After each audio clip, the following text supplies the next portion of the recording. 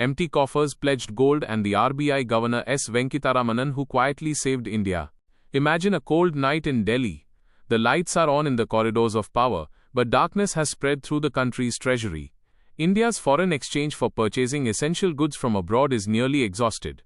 Oil has become expensive, inflation has reached the common man's kitchen, the government is unstable, and the world's banks have started looking at India with suspicion. In the midst of this, an extremely painful decision is taken. India's gold will have to be sent abroad and pledged. The fear starts here, because in a country where gold is not just a metal, but a symbol of honor, security, and emotions, that very country was forced to send its gold away. Curiosity is born right here. In that crisis, who was the person who, without making a noise and staying away from the cameras, tried to save India from defaulting? And why is Manoj Bajpayee's film, Governor the Silent Saviour, now set to bring the story of that very silent hero to the screen? The India of 1990-91 was very different from the India of today. Today we talk about foreign exchange reserves, global investment, the digital economy, and India's ranking among the world's major economies. But at that time, conditions were so severe that the country had very little foreign exchange left for imports.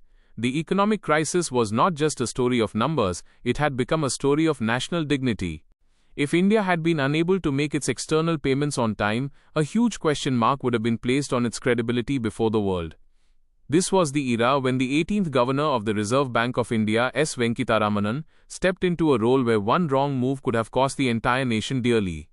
Now Manoj Bajpayee's upcoming film, Governor the Silent Saviour, is being made against the backdrop of this true economic crisis.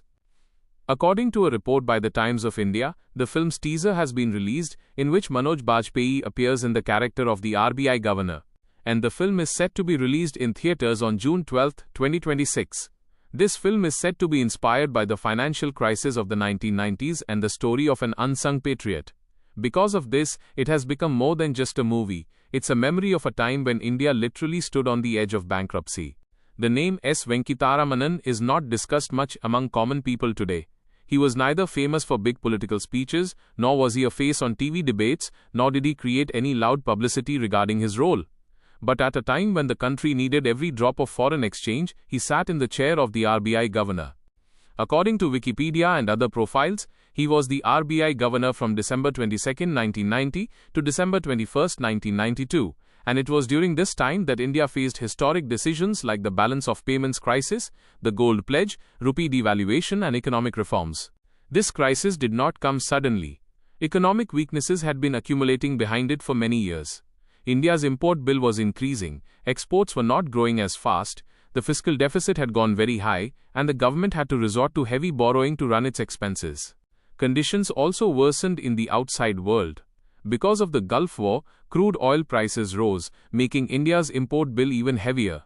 At that same time, the Soviet Union, which was India's major trade partner, was on the verge of collapse, and its impact fell on India's trade system. In other words, the economy was weak from within and was receiving global shocks from the outside. For the common man, this crisis appeared in the form of inflation. For the government, it was a payment crisis. And for the RBI, it was a confidence crisis. World lenders had to be convinced that India would repay its debt, India would make its payments, and India was not going to sink. But trust is not built by words alone. When the treasury is empty, reserves have gone down, and there is political instability, the world looks for collateral, not commitment. This was the point where the decision of the gold pledge emerged.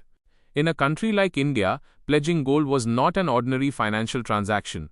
Here, gold is linked to a family's security, a daughter's marriage, support during a crisis, and social prestige. So when it came to sending the country's gold reserves abroad, it wasn't just an economic decision, it was an emotional shock. But sometimes, to save the country, decisions have to be taken that are difficult even to talk about. This was the difficulty before S. Venkitaramanan and the policymakers of that time. Regarding the gold pledge, two stages are mentioned across various sources. The Indian Express stated that in July 1991, the RBI pledged 46.91 tons of gold with the Bank of England and the Bank of Japan to raise about $400 million, and after the situation improved, that gold was repurchased the same year. In an official response given in Parliament, it was also mentioned that the RBI raised a loan of $405 million United States dollars by pledging 46.91 tons of gold in July 1991 and redeemed it through repayment between September and November 1991. But in broader public memory, the 1991 gold episode is often remembered with 67 tons of gold and approximately $600 million because it combines different operations related to the State Bank of India and the RBI. A 2009 report by The Telegraph also mentions raising $605 million by pledging a total of 67 tons of gold in 1991. So the exact number might look different depending on the context, but the core fact is that India had to use its gold reserves as collateral to come out of the crisis. Now the question is, why was S. Venkitaramanan's role so important? Because as the RBI governor, he didn't just have to do paperwork. He had to build a bridge of trust with international central banks, foreign lenders, the IMF and the government. When the nation's economic credibility is in question, every signal, every negotiation, and every step of the RBI governor matters a lot. He knew that if India failed to manage foreign exchange on time, a default situation could hurt the country's decades-long reputation. What was also special about S. Venkitaramanan was that he was not a traditional economist. He hadn't studied economics as an academic degree, but he had deep experience in the finance ministry and the administrative system. Before becoming the RBI governor, he had been the finance secretary. Therefore, he knew how decisions are made within the government, how to talk to international agencies, and how coordination is required during a crisis. Sometimes in a crisis, practical judgment is more useful than textbook knowledge, and that was his strength. During that era, India also knocked on the door of the IMF. A stabilization program came along with IMF assistance, and later the path for economic reforms opened. This was the time when India took big steps toward liberalization, privatization, and globalization. Although the political leadership of these reforms was in the hands of the then Prime Minister P.V. Narasimha Rao and Finance Minister Dr. Manmohan Singh, the role of the RBI and S. Venkitaramanan remained extremely crucial in handling the financial system and managing external payment pressure. Documents related to RBI history also show that, after the balance of payments crisis, the government and the RBI faced unprecedented external payment pressure, and the paradigm shift of reforms began. Rupee devaluation was also a major and difficult decision of that time. Reducing the value of the rupee sounds negative, but at that time it was part of a strategy to make exports competitive and correct the external imbalance. When a country imports more and exports less, foreign exchange goes out and less comes in. Devaluation could give some support to exports, but at the same time, imported things could become expensive. In other words, it wasn't an easy pill but bitter medicine that had to be taken to stabilize the economy. The most interesting thing in this entire crisis was that common people did not know the full picture at that time. Many things were happening in closed rooms. Negotiations, gold movement, IMF discussions, policy drafts, exchange rate decisions, everything was going on in an environment where spreading panic could have been dangerous. If people felt that India was going to default, confidence could have broken even faster. Therefore, many decisions had to be taken quietly. Perhaps this is why people like S. Venkitaramanan can be called silent saviors. But the story of the crisis was not just about top officials. Its impact reached every home. Expensive oil meant increasing transport costs. Increasing transport costs meant a rise in the prices of daily essentials. Imported goods were getting expensive, industrial inputs were becoming costly, and the common man was troubled by inflation. When a country-level crisis occurs, its burden eventually falls on a common family's kitchen, job, and savings. Therefore, the 1991 crisis was not just a file in the finance ministry, it was a time linked to the lives of millions of people. The Harshad Mehta scam also came to light around this same time, further exposing the weaknesses of the financial system.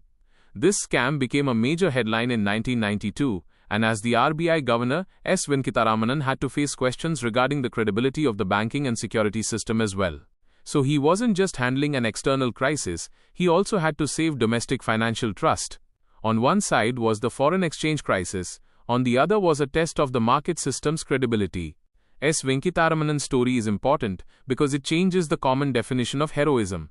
Usually, a hero is considered to be someone who picks up a sword in battle, gives a big speech, or dominates the front page.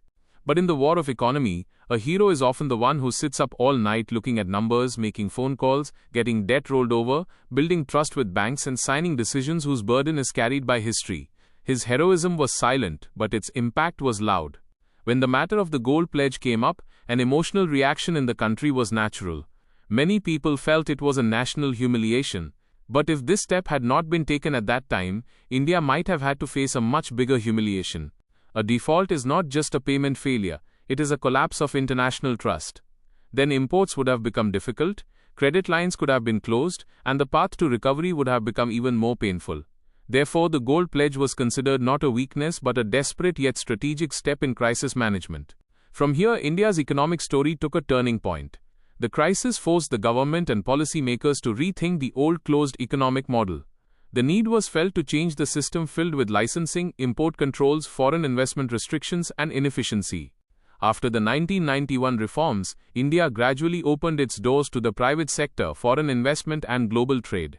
This transition was not easy, but it was that very crisis that created the urgency for change. If we look at today's India, there is talk of foreign exchange reserves, global IT power, startups, stock market depth, and manufacturing ambitions. But all of this holds deeper meaning in the background of that old pain. 1991 taught India that staying cut off from the global economy is not safe in the long run. To make the economy strong, productive capacity, exports, competitive industry, fiscal discipline, and sound financial management are essential. S. Venkitaramanan passed away on November 18, 2023. After his passing, many people remembered him as the governor who played a pivotal role in leading India out of the balance of payments crisis. But the truth is that his story had not yet fully reached the common public. Perhaps cinema is trying to fill this gap. When an actor like Manoj Bajpayee plays this character on screen, people will realize that in India's economic history, there have been such silent characters whose decisions changed the direction of the country. A film like Governor, the Silent Saviour also seems necessary, because economic history is often considered boring. People think that words like forex reserve, fiscal deficit, IMF loan, and devaluation are not useful for the common man. But when questions of hunger, inflation, jobs, national pride, and the future generation start appearing behind these very words, then economy suddenly becomes a story. This film will perhaps try to show that the chair of a governor is not just a post. It becomes a responsibility for the nation's breath during a crisis. The biggest lesson in this story is that a country is saved not only by soldiers but also by institutions. The army protects the country on the border, but institutions like the RBI protect the financial border. If trust in the currency breaks, the banking system weakens, and foreign payments stop, the country can be shaken from within. Therefore, the responsibility of the central bank looks quiet, but at the time of crisis it becomes very decisive. The second lesson is that reserves and credibility are the invisible shield of any country. When everything is going well, foreign exchange reserves seem like just a figure. But in a crisis, those same reserves give the country time to breathe. In 1991, reserves became so low that India had to take emergency steps. Today, when we see the strength of reserves, the memory of 1991 tells us that economic preparedness is not a luxury, it is a part of national security. The third lesson is about leadership. Leadership is not always about standing on a stage and taking applause. Sometimes leadership means taking an unpopular decision, enduring criticism, and still doing what is in the long-term interest of the country. This is what S. Venkitaramanan did in that era. He worked quietly because for him, it was more important that India should not fail than to have a headline.